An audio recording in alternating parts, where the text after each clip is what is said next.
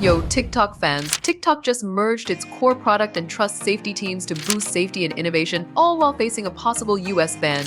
Big changes are coming. Welcome to GadInsider, your hub for the hottest tech news. Let's dive into this TikTok shakeup. TechCrunch reported TikTok's merging its core product and trust safety teams into a new platform responsibility unit led by Adam Wang. With the US ban deadline extended to September 17th, is this a game changer? Want the details? Keep watching. CEO Shou Chu says the new platform responsibility team, combining tech and safety expertise, will speed up innovation and enhance user safety. This will help us develop next-gen safety tech and leverage our capabilities across business and safety goals, Chu stated. It's a strategic move to keep TikTok competitive amid US uncertainties. Adam Wang leads the new team, while Adam Presser, former head of Trust Safety, becomes TikTok USD's general manager to address US national security concerns. Andy Bonillo shifts to a senior advisory role, Jenny Z takes over TikTok Live, and Sandeep Grover heads Global Trust Safety. This comes as President Trump extended TikTok's US shutdown deadline to September 17th, pending a sale approval from China. This merger could make TikTok safer and more innovative, blending tech and trust to tackle challenges like misinformation and user protection. With a potential US ban looming, these changes show TikTok's fighting to stay relevant. Could this reorganization save TikTok in the US? As TikTok's new team structure rolls out, all eyes are on September 17th and the US ban decision.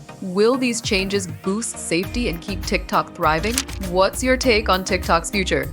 Drop it below. That's the scoop on TikTok's team merger and US drama. Are you hyped for safer TikTok features or worried about the ban? Drop your thoughts in the comments. If you love this news, smash that like button, subscribe to GadInsider, and hit the bell icon for more tech updates.